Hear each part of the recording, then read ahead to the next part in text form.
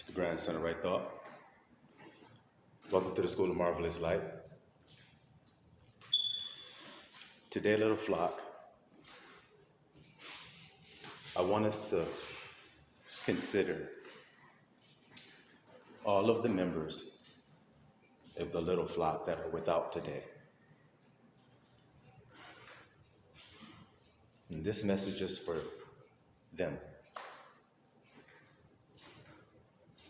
Those who, like myself, would rather spend this day alone with the Father in the wilderness, if need be, outside of the city of Egypt. In other words, outside of the world and what they got going on today. I find it very difficult to feast, to revel, to be in the house of gladness during times such as this. And I will not until I do it with all of you, my brothers and sisters in the kingdom, so that we could have a true celebration with real thanksgiving. All of you today who are separated from the ones that you love,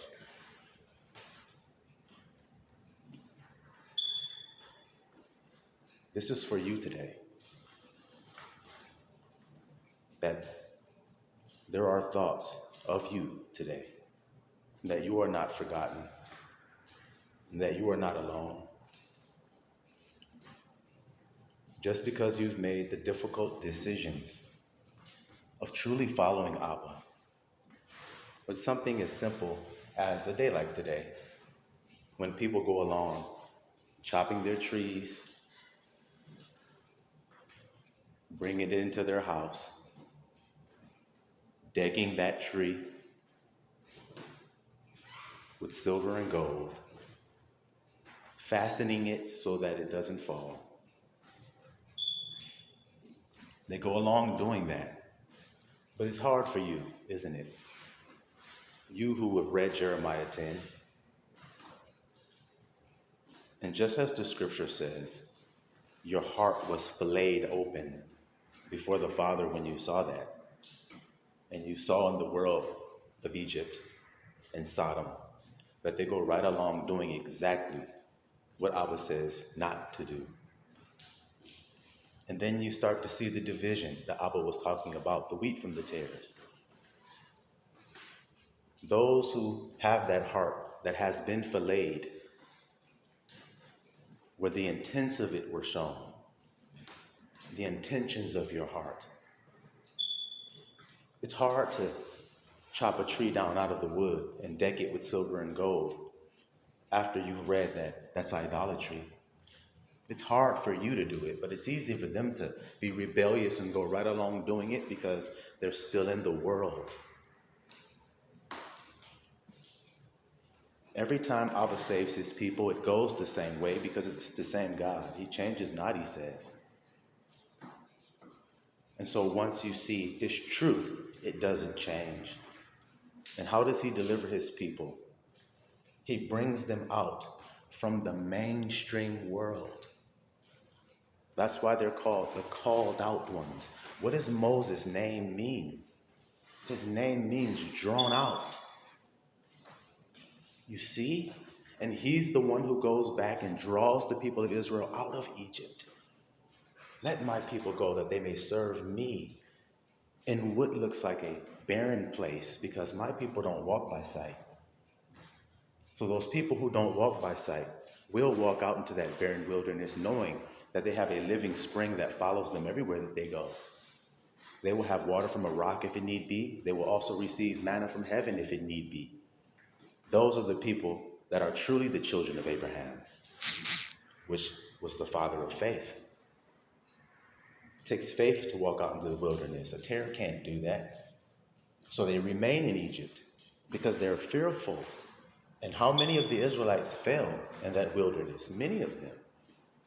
And the scriptures testify that they entered not in to the promised land because of unbelief. Those ones that fell in the wilderness. And like I said, many of them fell. And only a few found it. Only a few. A couple of people went in. So just as it is then, just as it is now.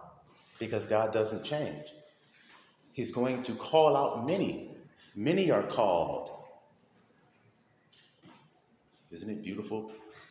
Many are called, but few are chosen. So he's going to call out many to come into that wilderness. But in that wilderness, many are going to faint because their faith is going to wear out. And if it wore out, then that wasn't true faith then, was it? True faith knows that the end is beautiful. So the in-between doesn't really matter. Yahushua's in-between was terrible, but his end was beautiful.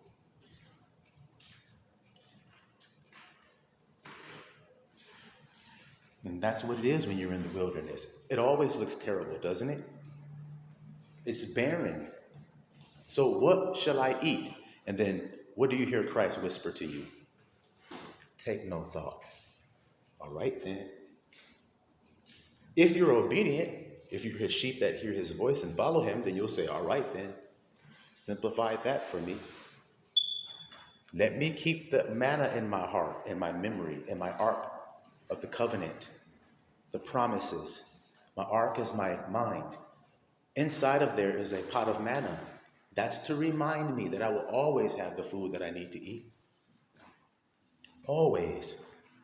Also in that ark, in your mind, that he planted in there, that the Romans tried to steal from you, but they can't open that ark because it is not to whom you belongs. And what happens if you touch that ark and you ain't supposed to? Y'all remember the man Uzziah who stretched forth his hand and touched the ark and he wasn't supposed to? And what happened to him? He fell down dead. So you got a holy place inside of you that nobody else can touch but you. And inside of that is your memories of his promises, of the end for you. So the end of a thing is better than the beginning thereof, Father says. So though you are in the wilderness today, on a day like this, when the world goes along celebrating, let them go. Let them run right along, because wide is the gate that leadeth to destruction. Wide is it? And the children can only disobey the father for so long before they get a whooping. That's the way it works. The father says, I don't want you cutting no more trees, son, and bringing them in my house, decking them all up there with gold. Don't do that no more. Okay, the next year you do it again. And he says, didn't I tell you right there in Jeremiah 10, don't do that? Yeah, I know, but everybody's doing it because it's the season to be doing it, man. Or whatever other excuse and reason you come up with to do it. That's an Egyptian mindset. That's somebody who's saying it's better to go back to Egypt because I feel more comfortable there. It's safe there. There's laughter there. There's lots to eat on that table. Do you see what I'm trying to say? That's walking by sight. That looks like it's good. It looks like it's safe, but it's bondage there. Did you forget that part? It's hard labor there. Did you forget that part? All of those people that are at the Christmas parties, all those people that are at the get-togethers and at the houses today, and all those family members, they are hard workers that labor in the 3D. That's how they afford all of the gifts and the turkeys and the food and the Christmas sweaters and the eggnog and the this and the that and the Southern comfort and everything else. Because they're laboring in the 3D hard as hell for it. But they'll never eat the manna from heaven, will they? So what does the weightier matter? Or in other words, what is the better fuel for you? Angels' food? Or some cardiac arrest food? Some COPD food? Some gout food? Some cancer food? Which one you think is better? But the kids don't never want the better thing. If you have a whole plate of food, you got some Kraft macaroni and cheese on that plate, some baked beans, and some hot dogs chopped up on that plate, and then you have some broccoli and peas there. I can guarantee you which one most of the kids are going to eat and which part of that plate they're going to leave. And you all know why. But y'all, I told you, if it's true on one level, it's true on every level. Do you understand why that's the case? Because few there are that find it. But many there are that go the other way. The hot dogs and the GMOs and the fake cheese, because they're all about quick satisfaction, dopamine hit, boom. And Christ says, when you fast, so he didn't say if, he said when you. Don't disfigure yourself to make it obvious to people that you're fasting. So he's not saying you may do it. He's telling you you will do it. They don't know nothing about fasting. In other words, they don't know nothing about restricting things from themselves in that world. It's all about more, more, more, more, more, more, more, more, more, more, and more, and more, and more. It's all about more. The next thing, the next thing, the next thing. That's what happens when you throw something in a bottomless pit. Remember, Christ said the kingdom of heaven is like a man who found something that was very valuable. And so he sold everything else that he had so that he could obtain it. He went away rejoicing. Do you hear that, wisdom? They're talking about more, more, more, more, more. But meanwhile, if you find the kingdom, then you find something that you don't need to look anymore for nothing else. You don't need more, more, more, more, more, more, more. You got what you need. You are satisfied. And it's true. I'm a living witness that it is true. Once you find the truth, then you don't need anything else. You're satisfied, and in every circumstance, you're content, because you know that in every circumstance, if it is unpleasant, all you have to do is patiently wait, because that's what Abba always tells his children, and he changes not, so he won't change now. He won't change now.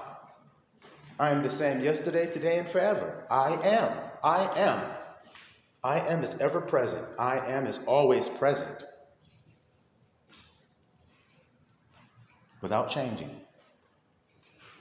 So then stand still and see the salvation. Well, it worked then. Why wouldn't it work now? It will work now because Abba don't change. It's just that it requires faith for you to stand still. And that's so obvious, isn't it? I mean, isn't it? If there are two types of people, listen to me. If there are two types of people, one walks by faith, one walks by sight. Then when something scary visibly happens, let's say they're standing there in the middle of a road and a big truck is coming toward them at full speed. You see?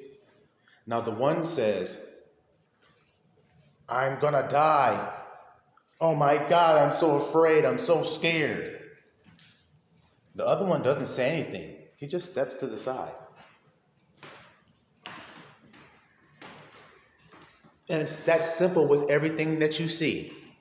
A mountain. If you have faith the size of a mustard seed, you will say to this mountain, be cast into the sea, and nothing shall be impossible to you.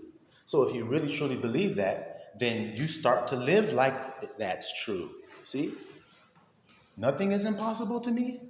So then I don't have to do all of that sad, laborious, life-draining, soul-sucking labor that those people do in order to eat. No, you don't have to do that. Because I am the one told you not to take thought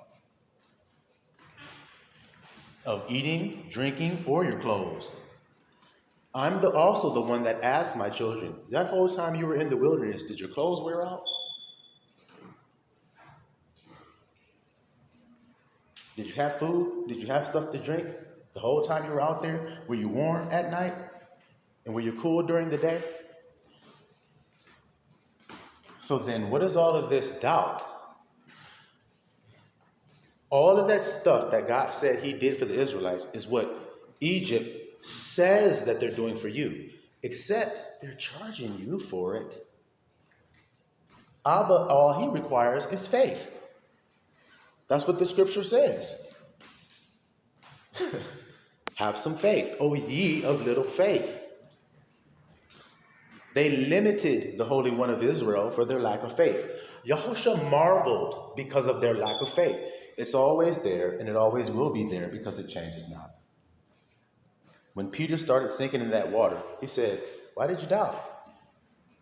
So if I didn't doubt, I could have just stayed on top of the water. That's what I'm telling you. Nothing is impossible to you. So all you have to do is simply by faith believe it so. And so those people who were called out of the world to live on that frequency there are brave people and courageous. That's what Abba knows about you. The world doesn't see that as brave. They see what you're doing as foolishness. You're going to die, they believe. You're going to starve to death. You're whatever words, the curses they speak over you. Nothing but lies. Nothing but lies. Because that's not what happens to the children of Israel out there in the wilderness. Abba takes care of them. He even brought them through a Red Sea on dry ground. So I'm not about to play. Matter of fact, I can't wait to do stuff like that so that you guys can stop doubting. I'm telling you, I can't wait to do things like that so that all of you who were in Egypt going, ah ha ha, those people are so stupid for living like that. They need to come over here and get some of this turkey and shit we're eating. I don't know what kind of fool would sit over there in an empty house all by himself. The one who would rather be in the house of mourning than the house of joy and laughter right now. What are you celebrating exactly in the nation that you live in? When the things that are happening in your nation are happening, how can you want to eat? How can you want to fill your bellies when all of the starving people that are there in your own country, you look at Kensington, Americans, it's your nation. I'm just telling you about it. Shit, look at your own people that you claim are your brothers and sisters in Kensington. There are many brave souls who go through there every day filming it. So go ahead and take a look and see what you see. Yeah, Merry Christmas, guys. All they do in that world is try to make it look good on the surface. But underneath, don't you see what's really in those cities? Death, decay. People bent over with their chin touching their knees because they can't stand upright, because they're so zooted out of their mind because of all the pain of living in this damn place. And you think this is a holly jolly place to live? The hypocrisy is astounding. All of the people, when I watch videos like this, I go through the threads and I read the comments, and all of these people who have lost their children to overdose. And their friends to overdose. Yeah, I lost 6 friends to overdose, man. Oh, I lost my son this month. He died in my arms right in front of me, man. This was his 4th overdose. Oh my God, this. And holly jolly damn Christmas. So many of you are dying. You're not going to have anybody to give gifts to any damn way while you're so worried about it. You can't see Abba's removing that from you guys' lives, then you're just blind, deaf, and dumb, like Jim Carrey was on that movie when he was going, ah!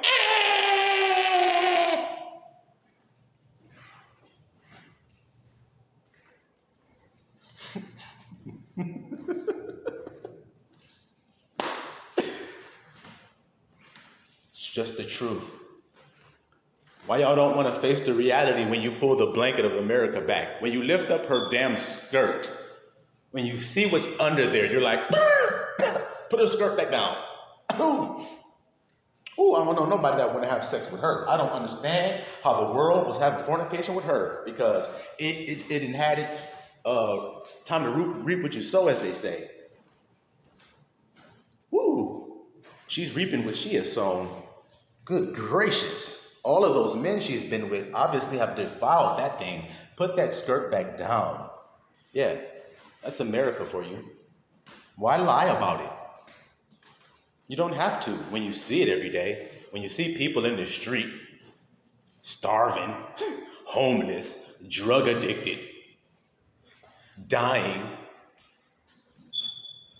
and then the people who are watching it happen are just telling you about how it has affected them. Yeah, 6 or 7 of my family members have died from that. Jeez, when are you guys going to learn? When are you going to learn? Why it's happening? When are you going to learn? Y'all don't know how to ask why?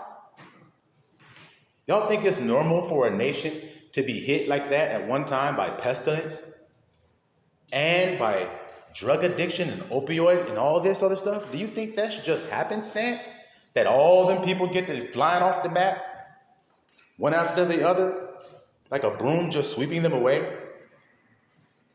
Abba said he's going to bundle up the tares and he's going to burn them. That's what he said.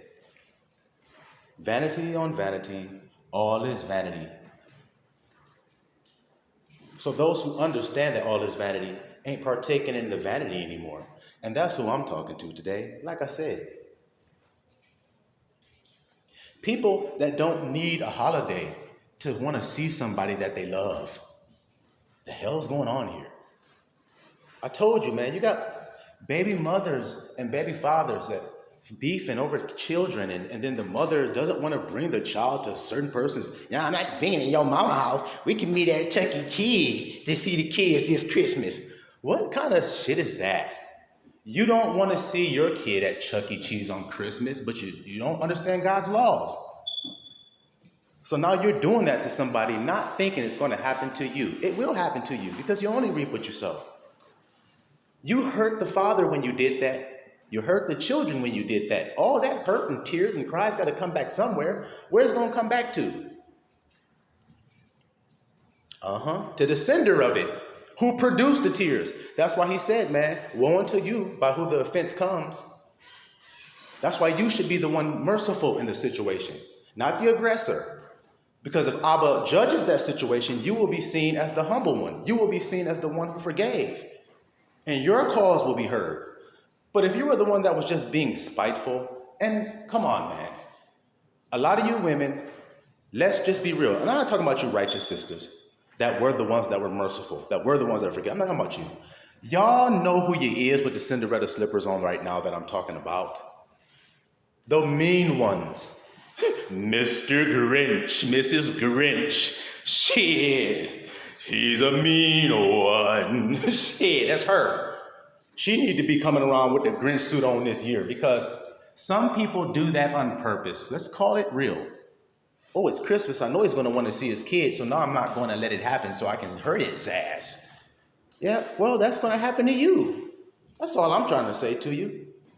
That's why I preach the way I preach, because I don't want you suffering. I don't want y'all to have to die. I don't. Abba will have it that you all come to repentance. Can't you tell? I described the world to you, and yet it hasn't been destroyed thus far. So his mercy is enduring and enduring and enduring and enduring, and his grace is enduring. But do you take his grace? Do you sin that his grace may abound? God forbid. God forbid. But this nation won't learn. It won't humble itself. Your little jellyback dude up there with the pin on his jacket, stumbling over his words, he won't get up there and lead you properly and say, hey, Americans, this year, you know how they are, this Christmas, I was thinking about some things. There's a lot of horrible things going on in this nation. A lot of things that Christ, the one who we're all saying we're celebrating today, a lot of things that would not be pleasing in his sight, much iniquity. And so since this is the case in our nation, we're not talking about nobody else right now. We're just going to talk about our own house today. We need to humble ourselves. And he starts with himself. He takes that damn stupid suit jacket off. He takes that tie, that stupid white shirt that's been ironed 50 times. He takes that off and he puts on a plain damn t-shirt. And he says, we need to humble ourselves. All of us. And we truly need to give from the heart today. And we need to go out into the highways and byways and get out there like grassroots people do and get in each other's face and see each other again and help one another. Put down all this damn technology because it ain't doing us no good, as you see. And even though we were sinning back when we had families and back when we had malls, at least we had the mall where we still saw each other during the Christmas season. And we still waved at each other as neighbors while we went about getting our gifts for one another. But now we just click a button sitting from our living room. And we have forgotten about each other, that we are all one united nation. We've forgotten that. We have haves and have-nots, and that's not united. And if I'm going to be your leader, then shouldn't I lead you in truth and no longer in lies, which is destroying all of the foundations of what we have built here? That's what a leader would truly tell you. Not peace, peace, peace, everything's all good. We'll just keep printing more money and just keep giving other nations money and keep focusing on what other nations are doing and keep talking about the injustices going on and the people starving out there and look at the people out there that the people are taking advantage of and look out there and look out there and look out there and don't look under my skirt. But Abba said he's going to lift your skirt and make your thigh bare. Didn't he say it? Didn't he say it? See, this is also part of coming out in the wilderness, being able to carry the word in your heart. You can't carry a lot of stuff when you're walking through the wilderness like a pilgrim, like Abba said, like a sojourner. So you keep it in your heart so that at any time when necessary, you can pull it out. And whenever a exclamation point or a period needs to put on something you have said, Abba will put the word right there, and it'll come right out your heart. But people who are not faithful enough to believe they're able to do that remain in Egypt. I'll study a little more. I'll study a little more, then I'll get better. I'll study a little more, then I'll know more. I'll study. Much study is weariness to the flesh, man. Where'd that come from? See what I'm trying to explain to you? That's the book of Ecclesiastes, which is the called out ones. That's what Ecclesiastes means.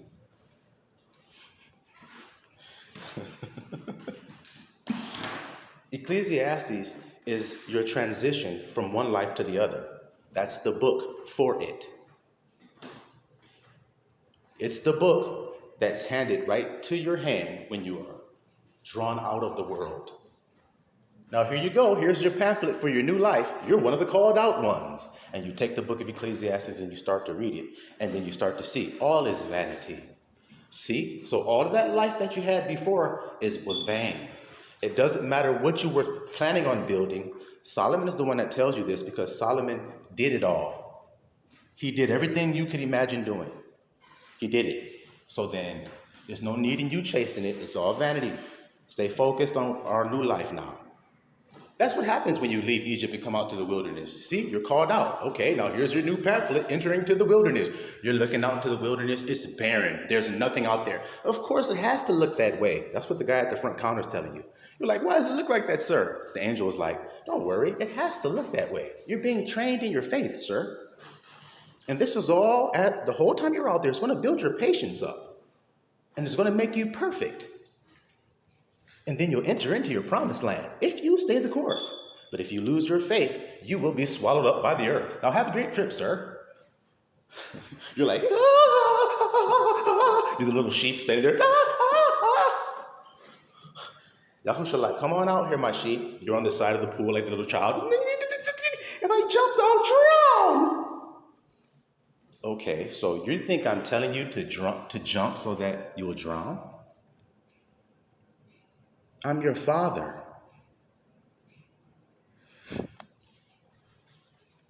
And this is what I mean about why it's so important to have family structure.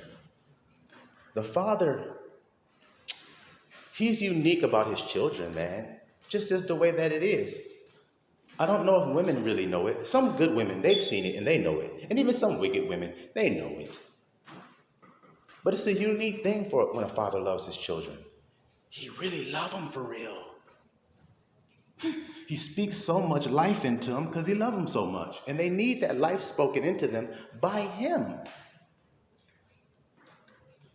Those children heard his voice long before they were ever in their mother's womb, because they were in their father's body first, walking with him, talking with him from the beginning. So they've heard his voice. So when they're born, they're looking for that same father that they came from. But y'all can't understand that. Y'all think life starts when the baby come out the womb. It don't start when the baby come out the womb.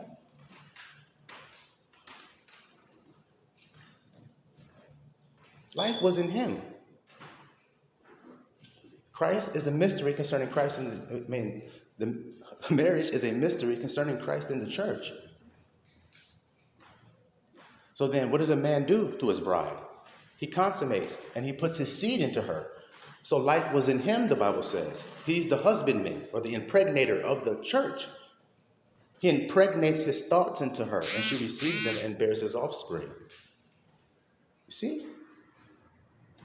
She receives them and bears his offspring, his manifestations. In other words, his right feelings. You, that is, because Christ is in you. See? Husbanding you lovingly if you hear his voice and let him lead you and let him guide you. You see that? So us that are choosing to do that today may find ourselves very lonely in the 3D because of those sacrifices that we've made to follow, just like the children of Israel had to make sacrifices to go out there into the wilderness. But we understand the end is that promised land. So we're not going to look back, turn to a pillar of salt, doubt, second guess, or lose our faith. There's no point in it. Because even when we go to take our land, he will say, stand still and watch me work. You do not need to fight in this battle. You'll find some interesting things if you just read his word. And it'll teach you how to be when your battle comes. And you'll feel the battle come because your adrenaline and heart rate will go up inside of your body. That's when it's time to remain calm. It's not time to get hyped when that happens. It's time to do the opposite. Now it's time to take a big old deep breath. And you keep doing it until the storm is calmed on the inside. Peace be still.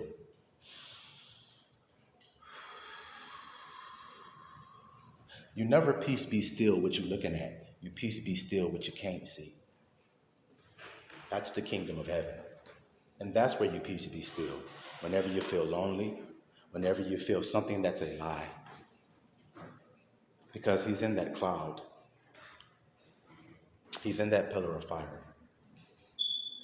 And they cannot touch you, the enemies that is. Because the great pillar of fire will come down and separate you. You see that?